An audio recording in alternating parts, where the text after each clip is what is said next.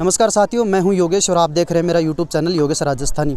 साथियों, आज हम पहुंचे हैं सिक्कर ज़िले के हर्ष ग्राम पंचायत के अंदर, जहां की पहाड़ी पर स्थित हर्षनाथ का मंदिर, वहां पर आज हम पहुंचे हैं। और अभी आपको दिखाते हैं कि यहां पर जो हर्षनाथ का मंदिर है, तत्कालीन समय में लगभग 900 वर्षों पुराना ये मंदिर है। और आपको बता दिए, जो मंदिर है हर्ष ग्राम पंचायत की पहाड़ी पर स्थित है। और लगभग इस पहाड़ी की ऊंचाई की बात करें तो ये 3000 फुट की पहाड़ी है। और लगभग हिंदू वर्ष का जो विक्रम संवत वर्ष है, उसके अनुसार ये 1030 में इसका निर्माण हुआ था। इसके पीछे क्या रहस्य है, तमाम जानकारी आपके साथ साझा करते हैं। यहाँ के व्यक्ति जो पुजारी हैं मंदिर, कौन लोग हैं, उनसे बातचीत करके आपको बताते हैं किस तरीके से इस मंदिर का निर्माण हुआ था, जिसको लेकर के आज वर्तमान समय में जो दर्शनार्थी हैं और जो पर्यटन स्थल है उसको देखने के लिए यहाँ पे आते हैं।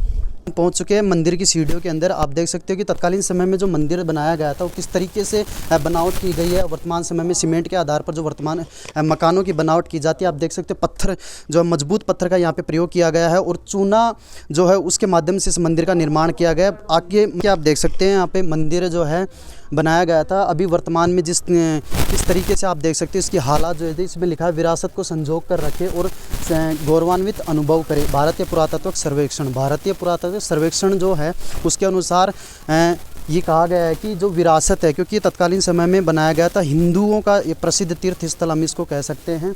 और इसको संजो कर रखना जरूरी, क्योंकि आगामी जो समय आएगा, जो लोग आएंगे देखने के लिए, उनको भी तो पता लगना चाहिए कि किस तरीके से इस मंदिर का निर्माण किया गया था। अब मेरे पीछे कलाकृतियों में आप देख सकते हो मंदिरों की किस तरह से पत्थर की बनावट, पत्थर के अंदर इस मूर्तियों की बनावट की गई। वर्तमान समय में ऐसा कर पाना बड़ा ही मुश्किल है, कि आप सोच सकते हो उस समय में इतने बड़े औजार नहीं थे, उसके बावजूद भी इस तरीके से कलाकृतियाँ दी गई। मैं कैमरामैन से दरख्वास्त करूँ एक बार आपको दिखाए किस तरीके से बनाया गया है। यहाँ पे आप देख स्त्री की मूर्ति बना रखी है और कुछ हाथ में है जो इन्होंने लोटा वगैरह कुछ ले रखा है।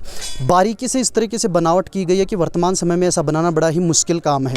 अभी हर्षनाथ का जो मंदिर है वहाँ पे हम पहुँच चुके हैं। यहाँ पे एक पुजारी है, उनसे बातचीत करते हैं और इस मंदिर की जो ऐतिहासिकता है उसके बारे में जानकारी लेते हैं। कब इस मंदिर की जो स्थापना की गई थी, तत्कालीन समय में किस तरीके से इस मंदिर का बनाया गया था, वर्तमान समय में अब ये किस हालत में है और जो लोग हैं वो कहाँ से इसको देखने के लिए आते हैं, तमाम जो जानकारी वो आपके साथ शेयर करते हैं। सर बहुत बहुत स्वागत है आपका। हाँ जी, क्या नाम है सर आपका? सुधीर कुमार पारा सर। पारा सर जी। सर मंदिर की जो स्थापना हुई थी कब हुई थी, इसके पीछे जो एक कथा है वो क्या है सर? सर ये मंदिर की स्थापना बताते हैं कि 956 ईस्वी में हुई थी और 973 में इसका निर्माण पूरा हुआ था। उस समय चौहान वंश के शासक थे विग्रहराज, और एक शैव संत हुए थे भावरक्त, और उन्होंने उसके प्रेरणा से यहाँ पर शिव मंदिर का निर्माण करवाया। सर जो आपने बताया कि लगभग ये 900 कुछ वर्षों में 973 वर्षों पूर्व इसका निर्माण हुआ था। एक सर इसके पीछे कहानी है, हर्षनाथ का मंदिर जो पहाड़ी है, इसका नाम हर्ष क्यों पड़ा, इसके पीछे क्या है? हर्ष का पढ़ने ये है कि जब यहाँ पर ये शिव भगवान की स्थापना हुई थी, और पुरानी बातों में ये बताता था कि यहाँ पर पांडव भी आए थे शिव के पूजन के लिए। अपने जब लोहागढ़ भी गए थे पश्चाताप करते समय, तो उस समय क्या हुआ कि जब यहाँ पर शिव की स्थापना हुई थी तो हर्ष और जीण जो दो बहन भाई हैं जो चूरू से यहाँ आए थे, तो वो लोग उन्होंने यहाँ आके हर्ष निहान की पूजा की थी। उस समय से इनका नाम हर्षनाथ शिव हो गया। शिव थे और हर्ष ने इनकी पूजा की थी, जो आजकल भैरू जी के नाम से भी जाने जाते हैं। तो हर्ष और जीण बहन भाई हैं, इन्होंने यहाँ शिव जी की पूजा की थी, इसलिए हर्षनाथ शिव कहे हैं। सर वर्तमान में अगर इसकी स्थिति देखी जाए तो इतनी जर्जर हो चुकी है, क्या लगता है इसके पीछे क्या रहा सर? नहीं, कारण कुछ वो ये जो उस समय जो औरंगजेब 1679 ईस्वी में जो हुए थे, उसमें सभी जगह जो हिंदू मंदिरों को तोड़ा गया था, उसी प्रकार से यहाँ भी हिंदू मंदिरों को विखंडित किया गया। और उसमें पूरे यहाँ जो 84 मंदिर थे शिव जी के और एक बड़ा गुम्बद था, और उन सबको यहाँ से तहस नहस कर दिया गया। अब यहाँ की जो मूर्तियाँ थी अलग अलग तरह की, वो कुछ तो विदेशों में चली गई, कुछ सीकर संग्रहालय में चली गई, कुछ जयपुर है, कुछ जोधपुर हैं। तो यहाँ तो 2-4-5% पुरानी मूर्तियाँ बची हुई हैं। कुछ जो खंडर है वो यहाँ टुकड़े हैं जो यहाँ पे मौजूद हैं, कुछ जो खंडर हैं नाम मात्र के वो यहाँ मौजूद हैं। उसके बाद में 1718 ईस्वी में यहाँ पर जो सीकर के राजा शिव सिंह, इन्हें दोबारा एक शिव मंदिर का यहाँ पर अभी इस समय जो शिव मंदिर है उसकी स्थापना करवाई 1718 में, और तब से ये मंदिर है। और एक भैरू जी का मंदिर है, जो हर्ष के भैरू जी का मंदिर है, वो पास में बगल में स्थित है। अच्छा सर, ये जो पहाड़ी पर है हर्ष ग्राम पंचायत है या जैसे कोई अलग है? ये हर्ष ग्राम पंचायत में नहीं है, एक्चुअली पंचायत तो इसकी लगती है बिडोली पंचायत में आता है। और लेकिन गांव जो गांव क्षेत्र है वो हर्ष ही माना जाता है। हर्ष से खुद की ग्राम पंचायत है और हर्ष से ग्राम भी है। सर सिक्कर जिले की बात करें, सिक्कर यहाँ से कितना दूर होगा? यहाँ से 20 किलोमीटर दूर है। और जो हर्ष ग्राम पंचायत है वो यहाँ पे, और जो हर्ष है वो यहाँ से 9 किलोमीटर है। सर सामान्यतः अगर बात करें दिल्ली और जयपुर से अगर कोई देखने के यहाँ आए तो किस माध्यम से आ सकता है, क्या सुविधाएं यहाँ पे? आप तो वो सुविधाएं यहाँ से हैं कि दिल्ली से आप ट्रेन के माध्यम से आ सकते हैं, बस से आ सकते हैं। अगर बाई प्लेन एयर आते हैं तो आपको जयपुर तक मिलेगा। जयपुर के बाद में आपको बाई बस या बाई ट्रेन यहाँ आएंगे। और सीकर आने के बाद में आप किसी टैक्सी और या जो मोटरसाइकिल वगैरह जो भी आपके उपलब्ध साधन हैं उनसे यहाँ तक पहुँच सकते हैं। मंदिर की शैली है, उनकी बात की जाए, किस तरीके की शैली रही होगी सर? ये महामारू शैली में बना हुआ मंदिर है। तो उस समय जो साउथ में जो मंदिर बन रहे थे लगभग उसी नक्शे कदम पर ये मंदिर बने हुए हैं। सर बात करूं, जैसे कि आपने बताई महामारू शैली के अंदर बनाया गया था, वर्तमान समय में ऐसी स्थिति में मंदिर बना जिस तरीके से कलाकृति की गई है और जो आकृतियां उकेरी गई है, शायद संभव नहीं है सर ऐसा। उस समय तो साधन भी नहीं थे, फिर कैसे पॉसिबल हुआ, क्या लगता है सर? उस समय बस उन लोगों की जो लगातार सतत मेहनत और कला ही थी, बाकी मशीनी साधन तो होने का उस समय कोई मशीनरी नहीं थी, मशीनरी तो होने का उपलब्ध नहीं है। बल्कि ये भी कहा जाता है कि ये जो जितने भी पत्थर यहाँ मंदिर में लगे हुए हैं वो एक पीस पहाड़ी का नहीं है, सभी अन्य स्थान से आए हुए हैं। तो ये भी एक आश्चर्य के विषय, पत्थर कैसे यहाँ तक लाए गए हैं। हाँ सर, तलहटी की बात करें, मंदिर जो है पहाड़ी पर काफ़ी ऊंचाई में, लगभग 3000 फुट की ऊंचाई पर ये मंदिर स्थित। फिर इस तरीके से सामान यहाँ पे लाना बड़ा ही व्यवधान रहा होगा। ना तो उसमें सड़क रही।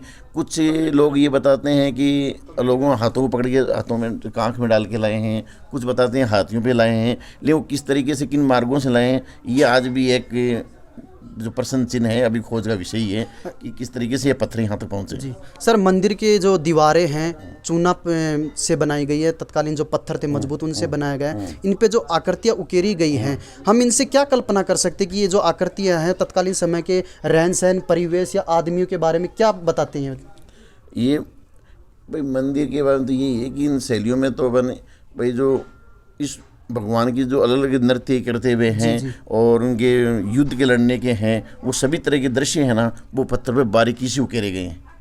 उनमें जैसे भगवान शंकर की जो अलग अलग गाथाएँ रही हैं उस समय की, उन सबको इसमें उकेरा गया है। तो यानी कि हम ये कह सकते हैं कि जब उस समय का दौर था, उस समय जब लोगों का रहन सहन होता था, दिनचर्या होती थी और जो युद्ध होते थे, किस तरीके से नृत्य किए जाते, उन सभी जो चित्र को यहाँ पत्थर के ऊपर उकेरा गया है। तो इनके ये जो जानकारी हमें तत्कालीन समय की जानकारी उपलब्ध करवाते हैं, हम इसको कह सकते हैं। सर इसके बारे में और क्या कहना चाहेंगे कि वह कितने श्रद्धालु हैं, दर्शनार्थी यहाँ पे पहुँचते दिन पर? दर्शनार्थी श्रद्धालु मैं कह सकता हूँ कि मैं पिछले लगभग 20 वर्ष से देख रहा हूँ और दर्शनार्थियों की श्रद्धालुओं में लगभग 100 गुना वृद्धि हो चुकी है और काफ़ी ज़्यादा काम हो चुका है। लेकिन अभी भी पुरातत्व विभाग के अंडर में होने से जो इसका विकास होना चाहिए वो विकास नहीं हो पा रहा है। ये पुरातत्व विभाग और वन विभाग के बीच में इस तरीके से होने देते, ना तो यहाँ पुजारियों के रहने के लिए वो प्रॉपर व्यवस्थाएं हैं, ना जो श्रद्धालु आते हैं उनके लिए एक बहुत ही बढ़िया प्रॉपर व्यवस्थाएं हैं, ना यहाँ पर अभी होटल वगैरह कोई इस तरीके से स्थापित हो पाई हैं कि रात्रि में लोग खाना पीने की ऐसी कोई व्यवस्था, सुचारू व्यवस्थाएं नहीं है अभी भी। अगर सर लगातार दर्शनार्थी आते रहे तो वास्तव में आने वाले समय में ये सिक्कर जिले के लिए बहुत बड़े सौभाग्य की बात होगी कि बहुत बड़ा दर्शनीय स्थल हो सकता है। आज भी दर्शनीय स्थल है, पहाड़ी में सीकर का एक हिल स्टेशन है, एकमात्र हिल स्टेशन है जहाँ पे इतने ज़्यादा लोग पहुँचते हैं। और आप ये देखेंगे कि किसी भी मौसम में यहाँ तो आपको गर्मी का एहसास नहीं होता है। जी जी, ये इतना बढ़िया रमणीय स्थल है कि यहाँ आने के बाद में आदमी की जाने की इच्छा ही नहीं होती। अगर आप माउंट आबू के बाद में सीकर में पूरे रास्ता में भी बात करें तो जो सीकर में हर्ष है वो दूसरे नंबर पर है। सर शेखावाटी क्षेत्र का सबसे बड़ा जो है हिल स्टेशन, हम इसको बिल्कुल हिल स्टेशन तो ये है ही, इसमें कोई शक ही नहीं है। और अगर सहज रूप से किसी हिल स्टेशन में पहुंचा सकता है पूरे राजस्थान में, माउंट आबू को भी जोड़ते हुए, तो भी हर्ष सबसे आसान है किसी हिल स्टेशन में पहुंचने में। सर हर्ष और जीण माता कहानी के जो है तत्कालीन समय के पीछे, कहानी के पीछे क्या रहस्य है कि जहाँ चूरू जिले में वो जन्मे थे और यहाँ सिक्कर में आके उनका ये स्थान हुआ है? उसमें एक ऐसी किंवदंती, ऐसी कहानी बताई जाती है कि जो जीन है और उनकी जो और हर्ष की जो पत्नी है वो लोग पानी लेने के लिए जाती हैं और जब वापस आती हैं तो इनमें एक शर्त लगती है कि भाई मटका पहले भाई या पति किसका उतारेगा। तो उसमें ये बताया जाता है कि हर्ष ने पत्नी का पहले जैसे ही मटका उतारा तो उससे वो जो बहन है वो नाराज हो गई। और एक दूसरी कहानी इसमें ये भी बताई जाती है कि जो हर्ष और जीन की जो माँ थी वो एक्चुअली में शेरनी रूप थी। तो जो राजा थे उनको ये कह रखा था कि जब भी आप अंदर आए तो आप थोड़ा सा नॉक करके खटखटा के आए, ताकि वो अपने, लेकिन एक दिन राजा उसकी देखने के लिए कि वास्तव में है क्या। तो जब राजा ने जब अचानक से आके देखा तो वो शेरनी अपने दोनों बच्चों को दूध पिला रही है, और उसी से है ना वो नाराज़ होकर के ये वो जो उनकी माँ थी हर्ष और जीण की, वो वहाँ से चली जाती है महल से, और फिर बच्चे जो कालांतर में बड़े होते हैं और फिर ये हर्ष और जीण के रूप में ख्यात होते हैं। सर यहाँ से अगर जीण माता मंदिर की बात की जाए तो कितना दूर होगा? 13 किलोमीटर है। 13 किलोमीटर है। तो सर इतना डिस्टेंस क्यों? जैसे इन्होंने ये माना जाता है कि जैसे यहाँ से हर्ष यहाँ और जीण दोनों, जो जीण जैसे हर्ष से पीछे पीछे दौड़ रहा था अपनी बहन को बनाने के लिए, तो जो जीण है वो यहाँ तक पहुँचती है, और जब हर्ष यहाँ पहुँचता है तो हर्ष को यहाँ से वो जो काजल शिखर है वहाँ से जो उनकी बहन देखती है तो वो नीचे ज़मीन पर कूद जाती है, और कूदने पे जहाँ तक वो दसती है तो वहाँ पर कुछ ग्वाले होते हैं, वो चित्कार के भागते हैं, और जहाँ गर्दन तक वो अंदर ज़मीन में धस जाती हैं माता जी, तो वो जो जीण है उसकी गर्दन के ऊपर तक का ही अभी पूजा होती है।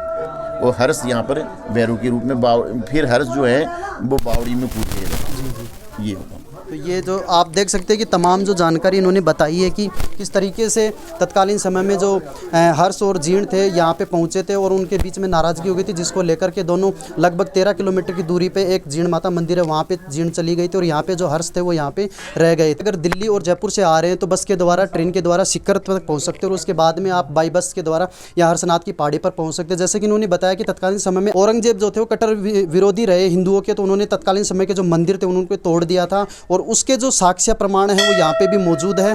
जैसा कि मैंने वीडियो में आपको दिखाया है कि किस तरह से इन स्थिति को जो खंडर कर दिया है, वर्तमान समय में इसकी स्थिति इतनी जर्जर हो चुकी है। सर एक सवाल रोहित, क्या भारतीय पुरातत्व विभाग है उनसे क्या मंदिर का जो है पुनर्निर्माण किया जा सकता है कि आने वाले समय में जो लोग हैं इसकी जो विश्वसनीयता वो बनी रहे? सर देखिए, जिस तरीके से आजकल वर्तमान में हमारा जो केंद्रीय शासन है वो मोदी जी जिस प्रयास कर रहे हैं, जैसे महाकाल लोक का निर्माण कर रहे हैं, काशी में बाबा उसका काशी विश्वनाथ का कर रहे हैं, उसी प्रकार से काया पलट अगर यहाँ किया जाए तो सीकर और आसपास शेखावटी और राजस्थान में खासकर पर्यटन को बहुत ज़्यादा बढ़ावा मिल सकता है अगर इसको पुणे उसी रूप में स्थापित किया जाए, और तो काफ़ी ज़्यादा पर्यटन और लोगों की, स्थानीय लोगों को काफ़ी ज़्यादा रोजगार व्यवसाय मिल सकता है। तो वास्तव में इनका मानना है कि अगर सरकार इस पर ध्यान दे तो वास्तव में इसका जीर्णोद्धार हो सकता है, और पर्यटन स्थल की दृष्टि से भी देखा जाए तो सीकर जिले के बहुत ही महत्वपूर्ण स्थान हो सकता है। कैमरा पर्सन रोहित के साथ योगेश राजस्थानी की रिपोर्ट, हर्षनाथ, सीकर।